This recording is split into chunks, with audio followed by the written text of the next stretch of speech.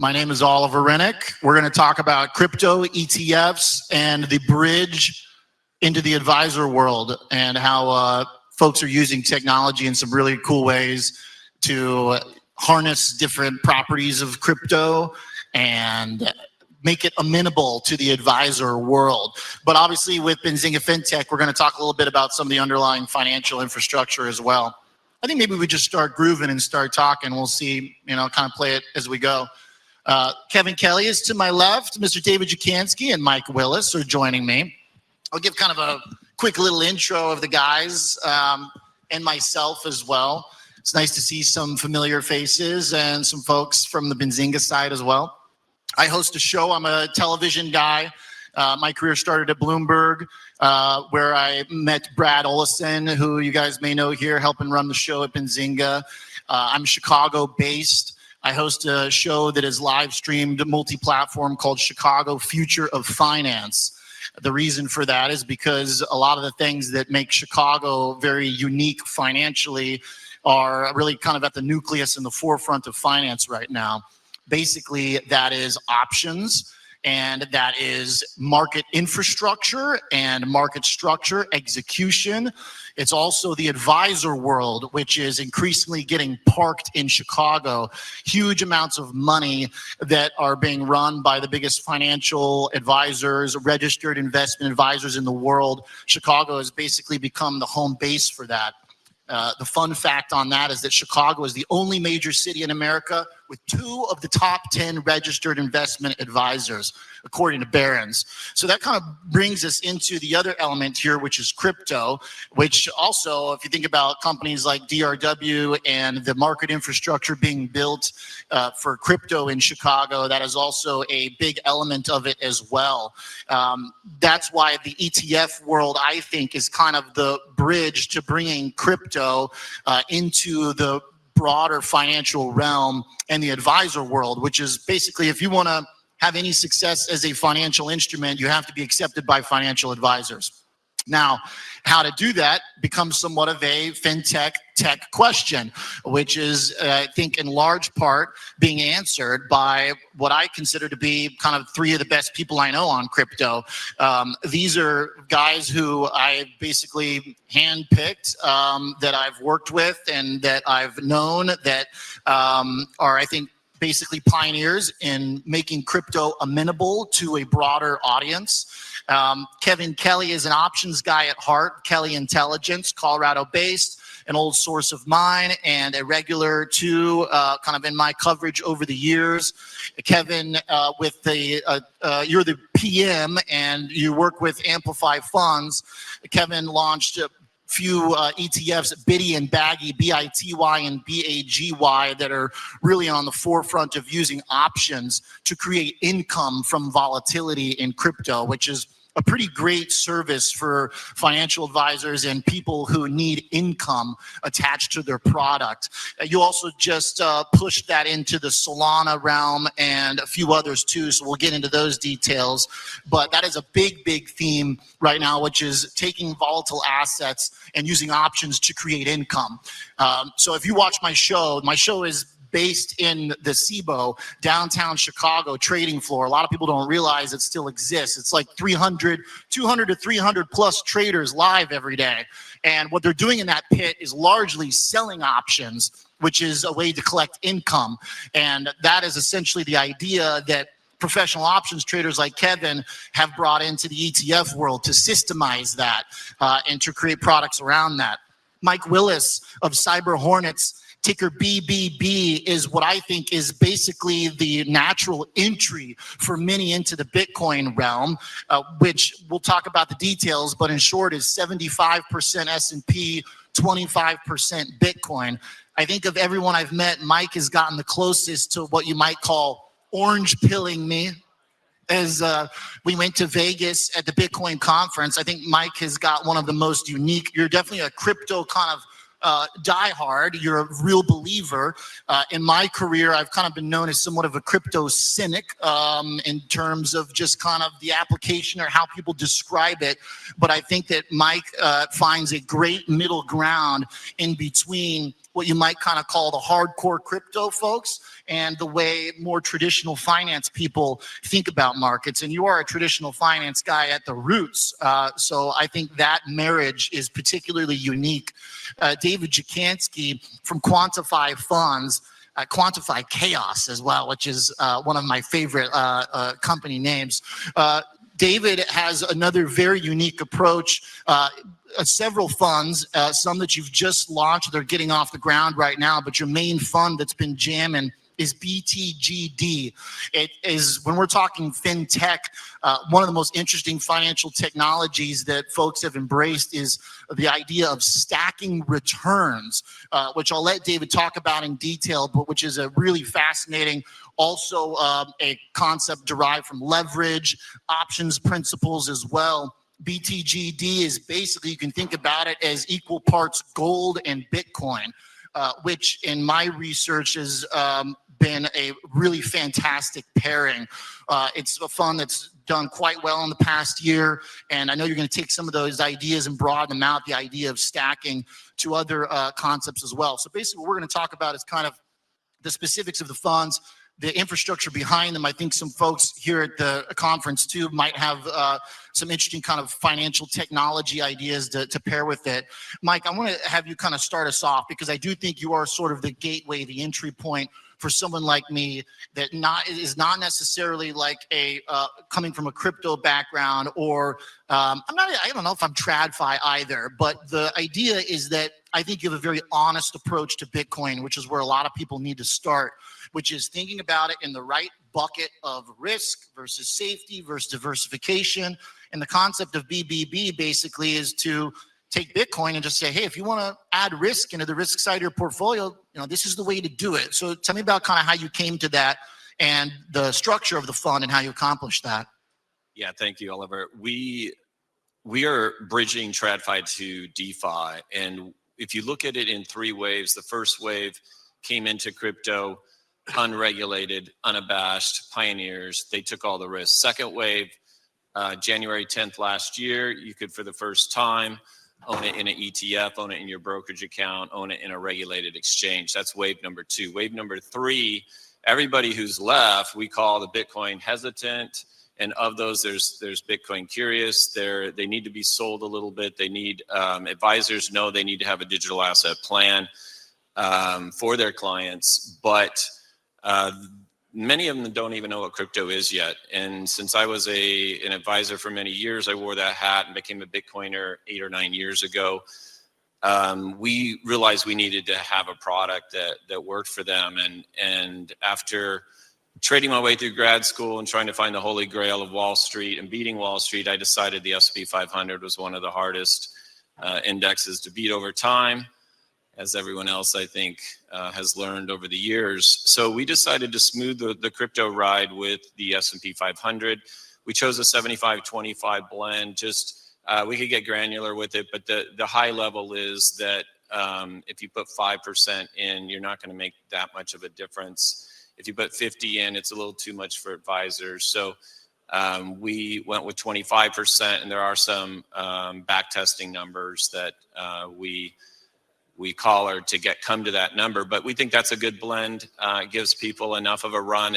If and when Bitcoin goes to $1 million, they're going to get enough of the kick. On the other hand, if it goes to zero, as some brokers, some FAs fear, then it's potentially not a fiduciary. It's not a lawsuit, because you still have potentially 75% in the number one index on Wall Street.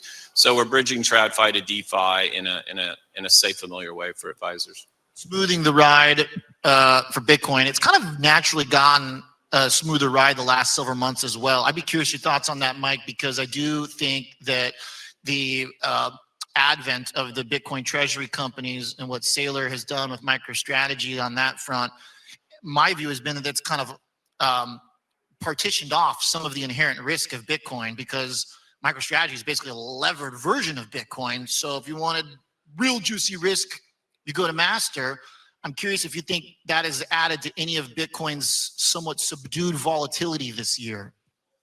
I think there's a lot of reasons for the flatness this year of Bitcoin. But if you go back to October of last year, when we were sitting at 60,000, you still have a nice run up here. So what happened, it had a nice steep run up at the fourth quarter of last year, first quarter, and then really hasn't done anything since then. And there's a little bit of chatter on Bitcoin Core and doing a soft fork. I think that's hurt some of the Bitcoin maximalist side of it, the hodlers who've always been there at the base. I think also when you bring a new tech like Bitcoin into Wall Street, all of a sudden you have hedging and you have other things that are being done, futures being sold to offset other positions. And I think it also can flatten it out like we've seen. I did expect Bitcoin to be at 200 by the end of the year, and I don't expect that anymore. So it did slow down more than I thought it would. Kevin, to the point of smoothing the ride of the experience in crypto, using options to generate income and to, I think in part, also kind of smooth that ride to some extent. One of the things I do think about is also the potential for that to kind of, as Mike talks about, when you get more products and more ways to kind of hedge one's exposure, is that part of the goal to some extent, to give people another ride, another version of the crypto ride using options? Yeah, I think one of the interesting things about crypto digital assets is it's no different than any other asset class because it has an omnipresent volatility at all times. And so what we look at doing is we look at monetizing that volatility. And so we have Bitcoin products. So we have Bitty Baggy, we have Ethereum, which is ETTY, EHY, and then we have a Solana one we just launched, SolM. And so what we do is we craft different products to help monetize that volatility for two facets. So we have two Bitcoin products. One, because we're selling on the entire portfolio of Bitcoin, returning all of that volatility in the form of fiat, essentially through monthly distributions. The other one is we're selling on a portion to get 2% a month, right? And on the Ethereum one, it's 3% a month. And then Solana is 3% a month, and then we have the max versions. And the reason we do that is because if you look at historically volatility, let's say for Bitcoin, it's always ranged between 40 and 70. And so it does have macro risk that's baked into it. It's been tethered to sort of NASDAQ. People have had a hard time figuring out how to peg the volatility. And so we turn that into opportunity by doing monthly distributions on these products. And it forms two facets. One, so we have the 2% and 3% products for people that want to stake. We've seen staking issues happen in the past where you couldn't unstake when there was a collapse of FTX and people had coins staked at Gemini. So we're giving you exposure to the crypto, as much upside as we can, and paying you that 2 or 3% on a monthly basis, or you can max it up for what we do. And so that's one facet that they're being used. The other facet is if you're an advisor or you're an investor and you've got this income portfolio and you're getting like 3, 4, 5%, where you can put a little bit of a digital asset strategy like we use, and you can increase that and not overweight on the risk tolerance side. So you're actually increasing and you're getting more on the efficient frontier. You're diversifying yourself. So it's a really great tool for portfolios, especially over, the long term. We have products that you should own for 3, 5, 10 years. And so when you look at the investment horizon and you have this, if you just take the 2% product and you reinvest those distributions, you've doubled your shares over 3 years. And so that can smooth the ride pretty significantly. So, that's why we came out with two different versions for people to look at. So you can kind of craft your portfolios the way you want to, or if you're a native investor in the space, hey, this is a great alternative to staking. Essentially what you've done is take a strategy, and by the way, people are doing similar. Obviously, one of the biggest themes in exchange traded products over the last year or so has been income generation, using options to generate income, partly because a lot of folks are convinced the bond side of the portfolio is toast or it's not operating the way it should. A lot of concerns about that. So that's part of the solution. The other, I think, is just it's capital markets, it's efficiencies. using options is a good strategy in many cases. They're doing this for specific equities. There's big suites of funds that are harnessing volatility from the high beta stocks. People are doing this with stuff like Palantir. They're doing it with anything that moves a lot, basically, which is to give yourself a smoother ride, generate income.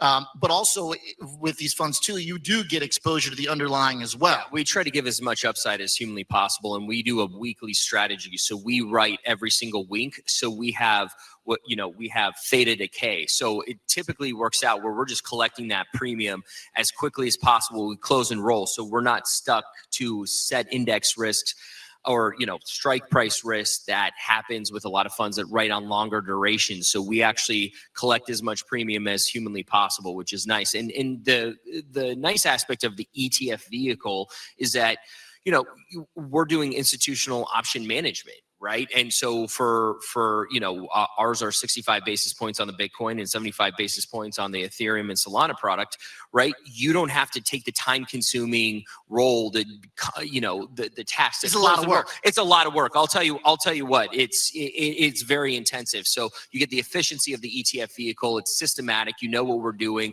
We're writing on a certain percentage of the portfolio, give you the upside, pay out that distribution. So that's the beauty of an ETF vehicle, is that you're getting this type of management at a low cost. And the beauty of options, which is when volatility goes up, you have more premium to harvest.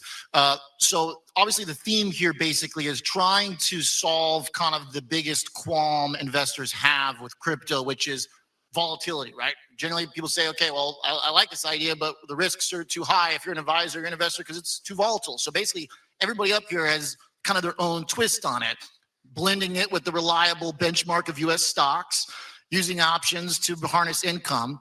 And what I think, I have to say, David, I'll let you speak on the math, but the gold solution for Bitcoin, I've found in my own research to be a quite beautiful pairing as well.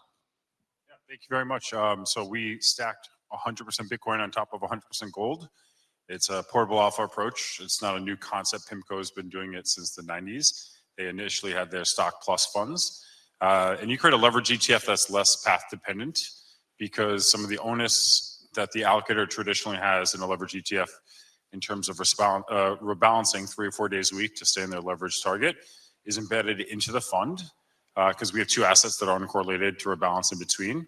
These 2 assets tend to, for example, when Bitcoin has a 15% or greater drawdown, hold its uncorrelated benefits to Bitcoin. So gold is usually down somewhere between -4% and up as high as positive 14% when Bitcoin has those 15% drawdowns. So since our inception a little bit a year ago, we've had less than a 1-to-1 downside to IBIT and more than a 1-to-1 upside to IBIT, which is really nice. And we have 4 ETFs launching in December. That'll be 3 different lineups, all various in the crypto space, some in the income space, some in the other crypto spaces as well. So really exciting stuff to come. Tell me about the stacking more, since this is a tech conference. Tell me more about the financial technology underneath that. And when you're stacking, when you think about putting in a certain amount of principal or capital to something, and then you essentially get double exposure, how do you accomplish that? Yeah, it's addition without subtraction, right? So you get your allocation to 2 different assets at the same time. It gives you portfolio level margin without taking margin on your actual portfolio and without having to worry about hawkishly rebalancing your account like you would with a traditional leverage ETF. So we have about 104% of the standard deviation of Bitcoin, with obviously 100% of gold stacked on top of Bitcoin.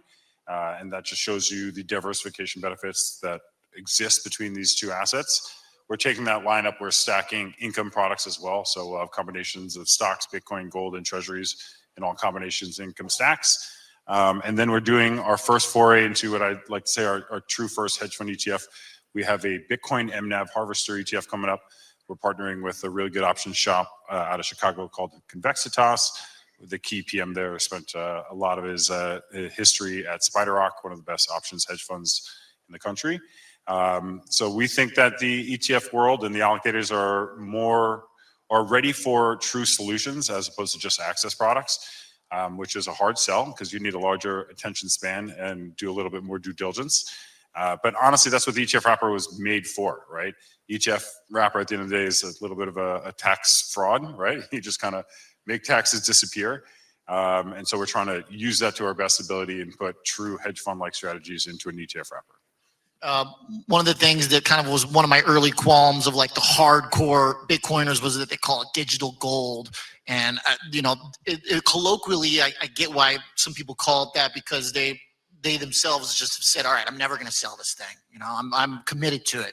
But when we look at the math and when we look at the performance, gold and Bitcoin have this great relationship where, in my mind, they can almost act as like a one-stop shop for most people's investment thesis, because they play off each other in a way where there's not a lot of times where they're both down together. Is that right, David? Yeah, and that's the beauty of it. Like, correlation works until vol spikes, and then all correlation trends towards one. So finding a pair where the correlation benefits really hold up is really powerful, because you limit the downside of this leveraged vehicle that you have. The similarities are the scarcity. Like, Bitcoin is not a perfect asset. I've been in Bitcoin a long time. If you ask Bitcoiners in 2017, 2018, if this is what they thought Bitcoin would be, they would say it's a failure, right? And honestly, if we cleaned up our deficits and debts, it might be a failure, but it doesn't have to be perfect. It just has to be better than the dollar, right? Like, that's really all that it comes down to. Bitcoin mines at less than 1%, gold mines at less than 2%. It's really hard to increase mining on gold. You can't increase mining rates on Bitcoin. We're just, as of yesterday, announced we're giving the majority of the participants in our economy $2,000, which was like tariff savings that were supposed to offset other spendings in our deficit. But nothing matters when elections are around the corner. So spend. That stimmy check, baby. I'm sorry? That stimmy check. Yeah, exactly. Like, which ETFs are you going to put your stimulus check into this time? 777. There you go. Roughly 630.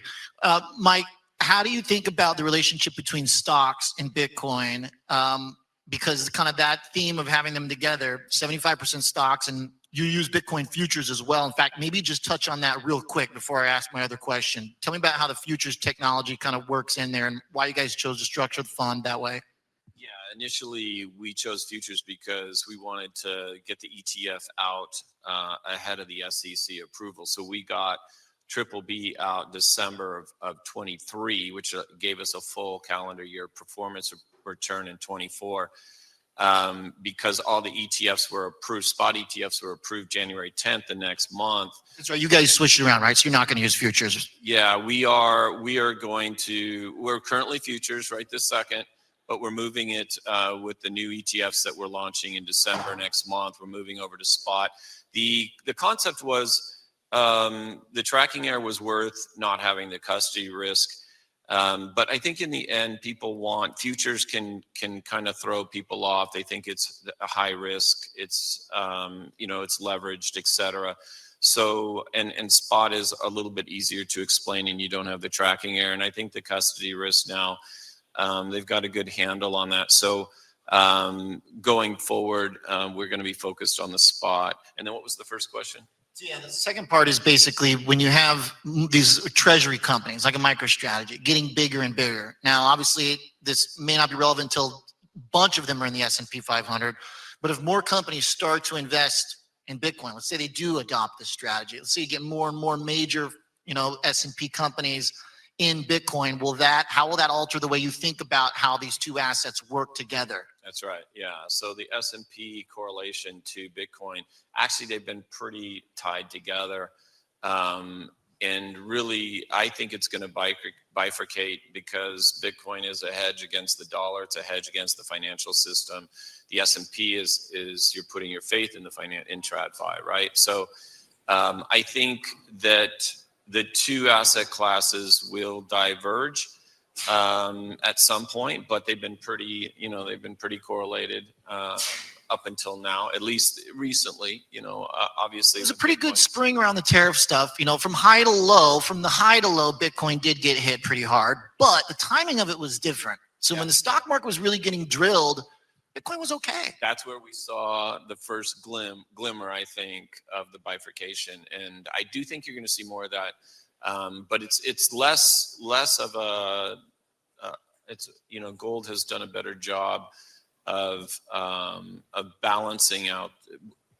than the S&P has. And I think as more S&P companies do take a Bitcoin strategic reserve, you might see further correlation there. But in general, I do think you're going to see a split between those two asset classes. They really aren't the same, so they shouldn't be headed in the same direction. Yeah. Go ahead, David. I was just going to say, I do find it very surprising how many Bitcoiners are anti-gold allocators, right? And so I understand the concept of being a growth or an aggressive growth allocator where you're worried that it could underperform the S&P, right? But that's one of the concepts of why we stacked these assets. It doesn't have to outperform the S&P. It doesn't have to outperform Bitcoin. It just has to outperform the cost of financing. And so the two, in my opinion, the message is so similar. You know, in the 80s, 75% of central banks' balance sheets were gold. It went down to 10% in the 2010s. It's up to 25% and skyrocketing at an asymmetric rate. It is still well below dollar-based assets on central bank balance sheets, which is dropping almost like a rock. And then you look at, France is talking about trying to acquire 2% of all Bitcoin outstanding as their central bank balance sheet plan going forward. Bitcoin is also in its infancy stages in the central bank balance sheet world. Precious metals were 1% of family offices' balance sheets at the end of 2023. They had 22% in private equity and 10% in real estate and 1% in precious metals. Probably a similar allocation to Bitcoin as well. And so I fully agree. This is a store value trade. These aren't the perfect assets. They just don't replicate as fast as the dollar does. There is kind of an unnecessary adversarial nature between gold and Bitcoin, right? It's like the data show they live in harmony quite well. Over an infinite time period, perhaps Bitcoin will start to usurp some of that. But at the moment, it's working like a pretty nice combo, basically, where if a lot of your portfolio could basically be. That's why I like the idea of Bitcoin and gold together, is because you think about the risk side of the portfolio. It's okay, do I go in stocks, or how much do I put in Bitcoin, or do I go in, okay, then what about the defensive side? A lot of people saying, well, bonds are not going to work the way they used to. Or what should I do to diversify my stocks? Do I use dividends? You can kind of just get the safety side with gold, the risk side with BTC, and allow them to play against each other until something changes. I feel like, Kevin, from your perspective with options, it's almost like you don't even have to think about a lot of that, though. It's sort of like playing GTO, game theory optimal poker, using options, where it's like, I don't care what was going on with that guy before he sat down at the table. I'm just going to play the numbers behind the logic in my cards, and that's kind of what options is, right? You're just looking at the volatility metrics. Yeah, you look at the volatility, and volatility has historically been high. And just going back to volatility Solana was 90 vol last week, 85 vol for Ethereum.